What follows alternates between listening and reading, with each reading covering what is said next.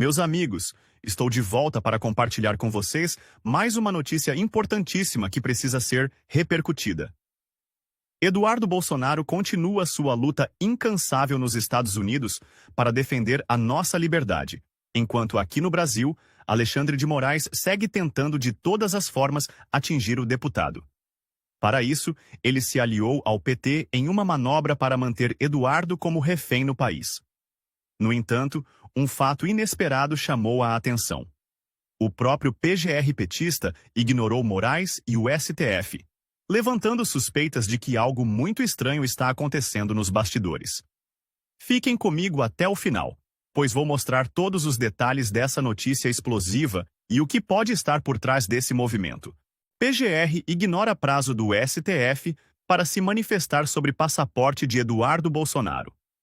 O Procurador-Geral da República, Paulo Gonet, decidiu não cumprir o prazo estabelecido pelo Supremo Tribunal Federal, STF, para que a Procuradoria-Geral da República, PGR, se manifestasse sobre o pedido de apreensão do passaporte do deputado Eduardo Bolsonaro, PLSP. A solicitação foi enviada pelo ministro Alexandre de Moraes na véspera do Carnaval, com um prazo de 5 dias para a resposta. O pedido faz parte de uma notícia-crime apresentada por parlamentares do Partido dos Trabalhadores, PT, que acusam o filho do ex-presidente Jair Bolsonaro de crime contra a soberania nacional.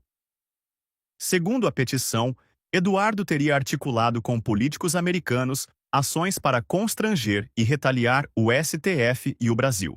Apesar da determinação do Supremo Tribunal Federal, Gonet indicou a pessoas próximas que não pretende cumprir o prazo, argumentando que está priorizando outros casos considerados urgentes, inclusive processos não penais. O procurador-geral avalia que, no caso de Eduardo, o prazo fixado seria impróprio, um termo jurídico usado para indicar que o descumprimento não gera consequências para o andamento do processo.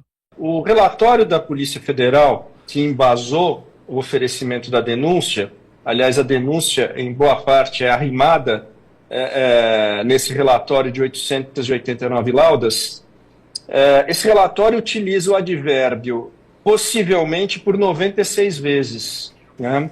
Quer dizer, o grau de convicção e de segurança jurídica dos elementos coligidos àqueles autos é absolutamente frágil. Se você precisa usar o possivelmente por 96 vezes para construir uma narrativa, significa que você não teve a capacidade de unir os pontos efetivamente dessa narrativa e trazer-lhes um mínimo de grau de convicção e de certeza. Então, o que a gente percebe é que essa acusação ela é uma filha bastarda da politização da justiça e da judicialização da política. Para mim, o que eu mais me ressinto é, de fato, o cerceamento de defesa pela negativa de acesso à integralidade dos elementos da investigação. Né? Nós, recorrentemente, ao longo do inquérito e após o oferecimento da denúncia, peticionamos por diversas vezes, não apenas nós, como os outros corréus, no sentido de termos acesso à integralidade dos elementos que foram coligidos durante a investigação. Vejam vocês, nós tivemos ali 38 mandados de busca e apreensão cumpridos e tivemos acesso simplesmente à mídia de 7 telefones celulares. Nós não tivemos acesso à mídia do telefone celular do nosso próprio cliente, do presidente Bolsonaro. A resposta que nos vem quando peticionamos pedindo acesso a tudo isso o ministro dizendo, olha, tudo que está nos autos vocês tiveram acesso. O problema é que eu não tive acesso ao que não está nos autos. Ter acesso aos autos não é igual a ter acesso à integralidade das provas. Então, quer dizer, eu tive acesso àquilo que foi previamente selecionado por quem me acusa, o que me permite supor que o que me interessa está sendo sonegado. Sim. Essa disparidade, o Ministério Público, a acusação, a polícia tem acesso a tudo e a defesa tem acesso ao que eles decidem que ela deva ter? Não.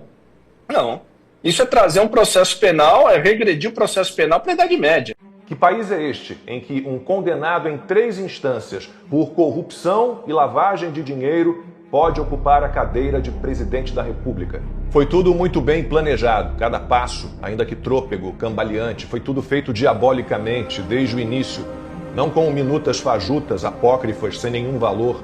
As artimanhas foram sendo implementadas desavergonhadamente sempre com a desculpa de que a democracia brasileira corria sérios riscos. Contra fascistas e nazistas vale tudo. Essa sempre foi a mensagem. Eles tinham de ser identificados, calados, eliminados, esmigalhados. As leis que se danem. Foi um jogo macabro de cartas marcadas com um único resultado possível: o triunfo dos imorais, dos ilegais, dos tiranos mequetrefes, dos patifes. Depois das denúncias esfareladas contra Jair Bolsonaro e meses antes de seu julgamento, já discutem em que lugar ele ficará preso. Sim, a prisão parece certa e largá-lo num quartel do Exército não parece indicado. Imagina, Bolsonaro poderia ter contato com militares, bolsonaristas poderiam acampar do lado de fora, fazer arruaça. O que ficou claro é que só a ocupação de um país inteiro por tiranos e só a arruaça que eles fazem, invariavelmente, podem ser aceitas. Já faz tempo que não há mais cadeia para os corruptos, para os abusadores, para os verdadeiros fora da lei. Eles estão sendo soltos para dar lugar àqueles que o Brasil, de fato, deveria proteger e apoiar. Os criminosos reais agora querem respeito. Posam de heróis para cúmplices igualmente sem coração e sem caráter, incautos e ignorantes. Que país é este em que um condenado em 3 instâncias por corrupção e lavagem de dinheiro pode ocupar a cadeira de presidente da República? Que essa é a notícia, influenciando governadores a se candidatarem ao Senado para que o Bolsonaro não tenha maioria no Senado. Se eles estão preocupados com a influência do Bolsonaro, o STF está preocupado com a influência do Bolsonaro nas eleições do ano que vem, está preocupado em formar uma maioria no Senado, imagina se esse STF não está preocupado em condenar o Bolsonaro por essa questão do golpe.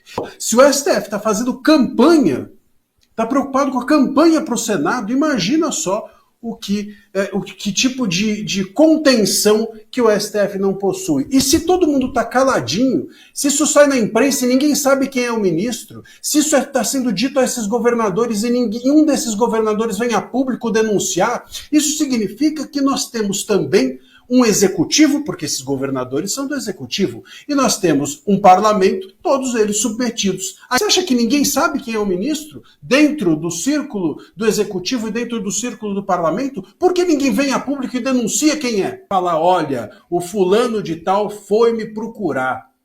Você entendeu? É isso que eu queria ver. Eu quero ver, porque não adianta depois dizer que o STF está impactando, depois que o leite está derramado, a pessoa ir lá e falar isso está errado. O que está errado todo mundo sabe, está tudo errado nesse país. Está tudo errado. Agora, quando as coisas estão em erro, no processo de erro, é que precisa ter coragem de ir lá e contar e dizer, eu fui assediado por um ministro. Como é que não tem um governador que se sinta confortável o suficiente dentro do seu cargo para fazer isso? Porque se, enfim, não tem coragem de fazer isso, imagina então de governar o Estado.